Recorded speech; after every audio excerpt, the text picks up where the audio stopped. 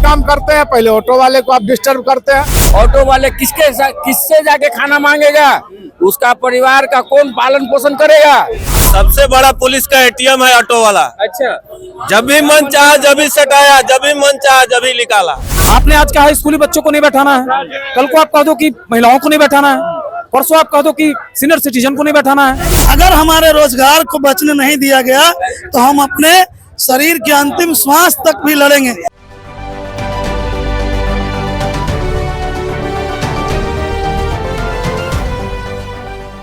नमस्कार, स्वराज पोस्ट में आपका स्वागत है। मैं वेद सिंह अभी मौजूद हूँ पटना के गर्दनीबाग धरना स्थल पे। हम यहाँ पे आए हैं क्योंकि 1 अप्रैल से जो नियम बिहार सरकार की तरफ से निकाली गई है कि कोई भी स्कूली छात्र जो है वो ई रिक्शा और ऑटो से स्कूल नहीं आ सकेंगे, नहीं स्कूल से घर जा सकेंगे। यहाँ पे लगभग हजारों की संख्या में ऑटो चालक यहाँ पे मौजूद है धरने पे, और यहाँ पे क्या इनकी मांगे हैं इसको लेकर के अभी हम यहाँ पे मौजूद हैं, इनसे ही बातचीत करेंगे। पहले दिन से ही स्वराज पोस्ट जो है बातचीत की थी। हमारे साथ नवीन मिश्रा जी मौजूद है, ऑटो यूनियन के लीडर हैं, इनसे ही जानेंगे। जी, आज लगभग 1000 से ज्यादा ऑटो चालक यहाँ मौजूद हैं। 1 तारीख को जो नियम लागू हो गया, क्या कहना चाहेंगे इस पे? ये जो आप लोगों का हुजूम देख रहे हैं, ये आंशिक रूप से 5% भी चालक नहीं है। ये पटना जिला में चलने वाले लोग हैं, इसके अगल बगल के लोग हैं। इस चीज की प्रतिरोध और इसका विरोध जो है पूरे बिहार राज्य में जो है हर जिले में हो रहा है। हर जिले में प्रोग्राम हो रहा है, हर जिले में अवेयरनेस हो रहा है, जागरूकता अभियान हो रहा है कि सरकार का जो तुगलकी फरमान है और हठात फरमान है, कोई भी आदेश होता है उसके लिए समय देना होता है। आपने डीजल गाड़ियों को हटाया, आपने जो है जो भी काम करते हैं पहले ऑटो वाले को आप डिस्टर्ब करते हैं। डीजल गाड़ी बस था, बस वाला कोर्ट में गया, 6 महीना उसको स्टे मिला और हमको 5 दिन के टाइम में कह रहा है कि स्कूल में गाड़ी बंद करो। कल होके कहेगा कि रूट में गाड़ी चलेगा, नहीं तो बंद करो। तो ये तमाम तरह की मुश्किल हालात नीतीश सरकार ने पैदा कर रखा है और हम लोगों ने सोचा है कि अब हम अपनी ज्यादा नुकसान नहीं करेंगे, मतलब कि हम कोई अनिश्चितकालीन हड़ताल नहीं करेंगे। हम कमाएंगे भी, लड़ेंगे भी, और कोर्ट पर हमको भरोसा है। नीतीश बाबू आप पर हमको भरोसा नहीं है। हम जाएंगे और वो यदि वहां से हमको कहेगा कि आप तुम्हारे लिए सही है तो न्यायालय सबके लिए मान्य है, मैं भी उसको सहर्ष स्वीकार करूंगा। इस धरना का अंतिम और सत्य मैसेज यही है। क्या कहना चाहेंगे? हम नवीन जी के साथ ही हम हैं, जैसे वो बोले उनके समर्थन में हम लोग हैं। और इस बार नीतीश कुमार को बता दिया जाएगा कि अब की बार उनको देखा जाएगा कि ऑटो ड्राइवर, ई रिक्शा क्या चीज है, वो टोटल चीज उनको यहाँ से लेकर कहीं भी बचने वाली बात नहीं है। अगर बस पलट जाती है तो बस बंद हो जाती है, ट्रेन पलट गई, चाहे एक्सीडेंट हो गया वो बंद हो गई। हम लोग का एक जगह ऑटो एक्सीडेंट हुआ, उसके कारण सभी को बंद कर रहे हैं, सभी को पेट पर लात मारा जा रहा है। ऑटो वाले किससे जाके खाना मांगेगा? उसका परिवार का कौन पालन पोषण करेगा? अब बताइए, कर्जा लोन लेकर के गाड़ी लिया हुआ है, अभी तक लोन हम लोग नहीं दिए, 2 महीना से लोन नहीं दिया है। वो लोन गाड़ी घींच के ले जाएगा तो क्या हम लोग करेंगे? आप बताइए। अगर कुछ भी होता है तो कहीं ना कहीं ऑटो चालक ही निशाने पर आते हैं। सबसे पहले ऑटो वाले को ही निशाने पे लिया जाता है। सब चीज में लाइसेंस रिन्यूअल में ये क्या कह रहे हैं? सबसे बड़ा पुलिस का एटीएम है ऑटो वाला। अच्छा, जब भी मन चाहा जब भी सटाया, जब भी मन चाहा जब भी निकाला। बड़ा आरोप लगा रहे हैं आप। हाँ, तो और क्या? लगाएंगे नहीं भाई? आरोप लगाना ही पड़ेगा सर, नहीं जीने दोगे तो क्या करेंगे? जी, इधर आके बोलें, क्या बोलें? रोड पे जब गाड़ी रोकते हैं पैसेंजर को पैसा फेरने के लिए, तो उतनी फोटो आके चालान करके चल जाता है, पता भी नहीं चलता कि कब मेरा चालान आ गया। तो बोलता है रोड पे गाड़ी लगाए हुए थे, वो नहीं देख रहा है कि पैसेंजर को पैसा दे रहा है, क्या कर रहा है, समझ में आया? तो टोपी टेम्पो वाले क्या करेंगे? स्कूल में नहीं चलाएंगे कि रोड में नहीं चलाएंगे तो कहाँ जाएंगे? हम लोग गाड़ी लगा के आग लगा दे गाड़ी में? क्या चाहते हैं कि रोड में गाड़ी नहीं चले? पूछ लीजिए अपने सरकार से, हमसे इतना करना चाहिए। नहीं तो हम लोग आए हुए, हम ही लोग पर बुलडोजर चढ़वा दीजिए, नहीं रहेंगे, नहीं काम होगा, समझेगा वो लोग, हम ही लोग पर मार दीजिए, और क्या कर सकते हैं? अभी पैसा देंगे तो पुलिस छोड़ देगा, ओवरलोडिंग देखेगा, पैसा छोड़ देगा, पैसा लेकर तुरंत पैसे हम पैसा लेकर छोड़ देगा, पैसा लेगा छोड़ देगा तुरंत भी। 1000-2000 थमाएंगे तुरंत छोड़ देगा साइड में वो। अच्छा, बताइए सरकार, अरे हो रहा है कि हो रहा है, अभी पैसा मिलेगा छोड़ देगा। अरे ये कानून व्यवस्था नहीं हटेगी नीतीश सरकार के रहते हुए, तो डायरेक्ट आरजेडी पे वोट जाएगा। वो तेजस्वी सरकार आएगा तब बेरोजगार को हटा के रोजगार देगा, तब ये सब भाईचारा लोग अपना पेट पालेंगे। घर नीतीश कुमार जी पे भरोसा नहीं, तेजस्वी पे भरोसा। हाँ बिल्कुल बिल्कुल, डिप्टी सीएम रहे वो, कुछ डिप्टी सीएम रह के अच्छा खासा रोजगार दिए, फिर उनको हटाया गया, फिर सत्ता पलटा। इस बार उसी को देख के देखा जाएगा, रोजगार देंगे, युवा भी जिएगा, पूरा परिवार भी जिएगा। प्रीपेड ऑटो यूनियन के लीडर राजेश चौधरी भी अभी हमारे साथ मौजूद हैं, उनसे भी बातचीत करेंगे। ये जो नया नियम आया है 1 तारीख से जो लागू हुआ है, इसे कितनी कठिनाइयों का सामना करना पड़ रहा है आपको? आप इस भीड़ को देख के अंदाजा लगा सकते हैं। और ये तो एक छोटी सी, ये पटना में एक धरना का आयोजन है। आप देख रहे होंगे इस कानून का पूरे बिहार में विरोध हो रहा है। मुजफ्फरपुर में भी आप लोग देख रहे होंगे बहुत विरोध हो रहा है। सरकार की तरफ से जो आदेश लाया गया है, ये सरासर तानाशाही पूर्वक लिया गया निर्णय है। आप कहेंगे कि आप ऐसा क्यों कह रहे हैं, तो हम इसलिए कह रहे हैं कि इस आदेश में लिखा गया है कि स्कूली बच्चे ऑटो से सफर नहीं करेंगे, ऑटो वाले स्कूली बच्चों को नहीं बैठाएंगे। सड़क पर पुलिस के द्वारा कल समझाई भी गई है, फाइन कर होने की सूचना तो अभी हम लोगों को नहीं है, लेकिन समझाने की सूचना है। कल हम लोगों की बैठक भी हुई, ये भी आपको मालूम होगा। तो हम लोगों ने पूछा कि ये कैसा आदेश है, आपने आज कहा स्कूली बच्चों को नहीं बैठाना है, कल को आप कह दो कि महिलाओं को नहीं बैठाना है, परसों आप कह दो कि सीनियर सिटीजन को नहीं बैठाना है, उसके बाद आप कह दो कि ऑटो पर किसी को बैठाना ही नहीं है। तो आप इसी आदेश में ये जोड़ देते ना कि हमको क्या करना है, बालू ढोना है, पत्थर ढोना है, गिट्टी ढोना है, क्या करना है आपको कह देना चाहिए। आपने वो तो कहा नहीं। और अगर आज आप ये कहते हैं कि ऑटो में व्यवस्था नहीं है, तो जब आप बजट बना रहे थे 2020 में, उस समय 2019 में सीएनजी ऑटो को लॉन्चिंग आपने नहीं किया, तो आपने उस समय कंपनी को क्यों नहीं कहा कि आपके द्वारा जो गाड़ी आ रही है इतने मानक उसमें होने चाहिए, कैमरा होने चाहिए, ये होने चाहिए, वो होने चाहिए। ये 23 मानक जो आपने तय किया, जिसका हवाला कल हम लोगों को दिया गया है, इसके पहले हम लोग को पता भी नहीं था, तो वो आपने कंपनी को क्यों नहीं कहा? कंपनी को कहना चाहिए था, क्योंकि आपने उसी समय कहा कि हम 15 साल का टैक्स लेंगे, हमने दिया। आपने उसी समय कहा कि 2 साल का फिटनेस का पैसा लेंगे, हमने दिया। अच्छा राजेश जी, ये जो नियम लाया गया है बच्चों की सुरक्षा को मद्देनजर रखते हुए नियम को लाया गया है।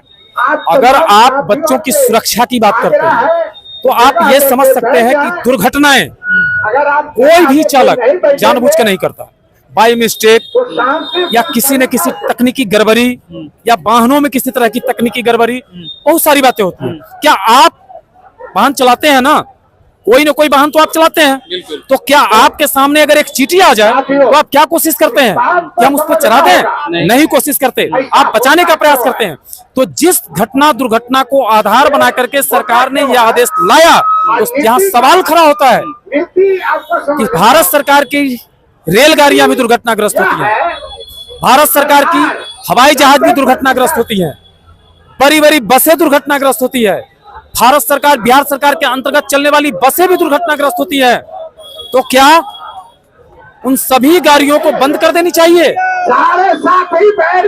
अगला कदम क्या होगा? हम लोगों का अगला कदम यही है कि हमारी मांग पर अविलंब विचार हो, जल्द से जल्द सुनवाई हो और सरकार इस आदेश को वापस ले। सरकार, हम इसका विरोध नहीं करते कि सरकार किसी भी तरह की व्यवस्था को लेकर के आती है तो हम उसका दुरुपयोग करें या उसका हम विरोध करें। सरकार नियम बनाने से पहले लोगों से, हम लोगों से, संगठनों से राय ले क्या उचित हो सकता है, उसके बाद ये काम हो। क्योंकि यहाँ सवाल सिर्फ ऑटो चालकों का नहीं है, सरकार को सोचना ही होगा। ये सरकार ये आदेश आम लोगों के जीवन को ही प्रभावित करता है। आप पूछेंगे कैसे, तो मैं बताता हूँ। सरकार प्राइवेट स्कूलों में तो कुछ न कुछ व्यवस्थाएं हैं, लेकिन इस सरकार की अपनी स्कूल, जितनी भी 10+2 विद्यालय हैं, सरकार की तरफ से ट्रांसपोर्टेशन से संबंधित क्या है? कुछ नहीं है। वो जब बच्चे निकलते हैं तो उस स्कूल के 50-500 मीटर के दूरी के बच्चे नहीं पढ़ते, वहां भी गरीबों के दूर दूर से बच्चे आते हैं जो ऑटो से, ई रिक्शा से आवागमन करते हैं। हमको उन बच्चों को तो मना करना होगा कि हम अपने ऑटो पर नहीं बैठा सकते। तो जाहिर सी बात है कि वो बच्चे पर परेशान होंगे, उनके गार्जियन परेशान होंगे, क्योंकि सरकारी स्कूल में गरीबों के ही बच्चे पढ़ते हैं, अमीर के बच्चे नहीं पढ़ते। तो उन गरीब के सामने यह सवाल खड़ा होगा, उन बच्चों के सामने यह सवाल खड़ा होगा कि हम स्कूल आए जाए कैसे? या तो फिर अपना गाड़ी लो, या तो फिर उनके पेरेंट्स काम धाम छोड़ के उनको लाना ले जाना करेंगे या फिर कहीं न कहीं उनको इस परेशानी का सामना करना ही होगा। इसलिए ये लाखों लोगों के सामने, लाखों क्या मैं कई लाख लोगों के सामने इस आदेश का सीधा सीधा प्रभाव पड़ेगा। सरकार इस पर पुनर्विचार करे और इस समस्या से निजात दिलाए। चलिए, यहाँ कुछ लोग और भी हैं, हाथ में कुछ पोस्टर लिए हुए हैं जिसमें साफ तौर पर लिखा है जिन ऑटो का परमिट निजी कारणों से फेल हो गया है उस पर 20,000 रुपए का फाइन माफ किया जाए। क्या मांगे? ये तो अलग हो गया। मांग है कि जो परमिट फेल हो गया है उस पर बहुत अधिक फाइन लगाया गया है। इतना फाइन नहीं किया जाए। फाइन इतना थोड़ी होता है, जितना कमाते हैं उससे 10 गुना फाइन लिया जाता है। इसको फाइन भी कम किया जाए और सरकार से अनुरोध करते हैं कि जो भी सीट से अधिक गाड़ी पर बैठाते हैं उनको फाइन किया जाए। ये ना कि स्कूल बच्चों कोई भी ढो रहा है उस पर फाइन किया जाए। और सरकार से आग्रह करते हैं कि हम लोगों को ऑटो चलाने दिया जाए और स्कूल बच्चों को ढोआ जाए, ताकि पेरेंट्स को भी बहुत परेशानी हो रही है। ये नहीं कि हम ही लोग को हो रही है, पेरेंट्स को भी बहुत परेशानी हो रही है। बच्चे स्कूल नहीं पहुंच रहे हैं, इसलिए सरकार से आग्रह है। और भी लोगों से अभी बातचीत करेंगे और उनसे भी जानेंगे कि ये जो धरना यहाँ पे दिया गया है आखिरकार आगे का निर्णय क्या होगा उनका। देखिए, हमारे साथ auto union leader Pappu Yadav ji भी हैं जो इस धरना को लेकर के आह्वान किए थे। उनसे ही हम जानेंगे ये जो 1 तारीख से जो नियम जो लागू हुआ है, आप लोग क्यों विरोध कर रहे हैं इस चीज का?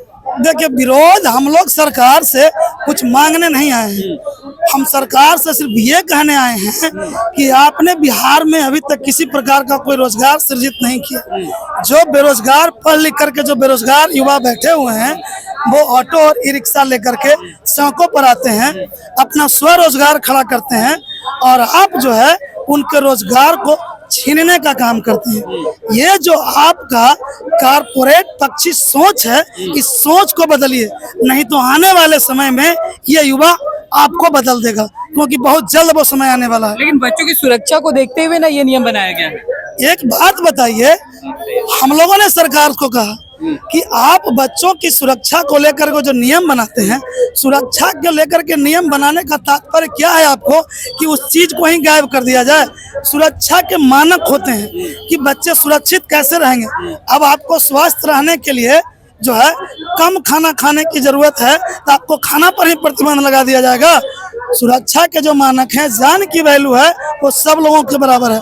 हम लोगों ने सरकार को कहा कि अगर ऑटो और ई रिक्शा परिवहन के लिहाज से सुरक्षित आप इसको नहीं मानते हैं तो फिर इसको परिचालन पर ही रोक लगा दीजिए। जान की वैल्यू जितना स्कूल जाने वाले बच्चों का है उतना ही स्कूल नहीं जा रहे हैं, जो स्कूल कॉलेज जा रहे हैं, जो अपने ऑफिस कार्यालय जा रहे हैं, जो मजदूरी करने के लिए जो ऑटो की सवारी कर रहे हैं, उनकी भी जान की कीमत है, उनके भी परिवार हैं और उनके भी बच्चे हैं। अगर वो सेफ नहीं है तो उनके लिए आप क्यों खुला छोड़ रहे हैं? कि आप ये चाहते हैं कि जो आम लोग ऑटो पर चल रहे हैं वो उससे एक्सीडेंट होकर के मर जाएं, उससे आपको कोई जो लेना देना नहीं है? आप अगर सुरक्षा चाहते हैं तो सुरक्षा का मानक तय करिए। और जो आप कहते हैं कि उसका हवाला दिया कि एक्सीडेंट हो गया, हम लोगों को सरकार की तरफ से बताया गया कि स्कूली गाड़ी एक्सीडेंट कर गया। आपको मैं जानकारी दे दूं कि स्कूली बस भी एक्सीडेंट किया। अभी गंगा ब्रिज पर ट्रक और वैन में टक्कर हो गई। रेल जो है पटरी छोड़ के प्लेटफॉर्म पर आ गई। अब सरकार क्या करेंगे? रोज मोटरसाइकिल एक्सीडेंट हो रहा है। अच्छा पप्पू जी, बातों को ज्यादा लंबा नहीं खींचेंगे, हम आपसे ये जानना चाहेंगे कि अगला कदम क्या होगा आप लोगों का? अगला कदम हमारा अगला और अगला के बाद वाला जितना भी कदम होगा वो हमारा रोजगार बचाने का कदम होगा। अगर हमारे रोजगार को बचने नहीं दिया गया तो हम अपने शरीर के अंतिम श्वास तक भी लड़ेंगे, क्योंकि हमारे पास इस रोजगार के अलावा मेरे और मेरे परिवार के पास दूसरा कोई विकल्प नहीं है। तो ये सिर्फ हमारा ऑटो चलाने की बात नहीं है, हमारे परिवार को बचाने की लड़ाई है और उस लड़ाई के लिए हम किसी भी हद तक जा सकते हैं।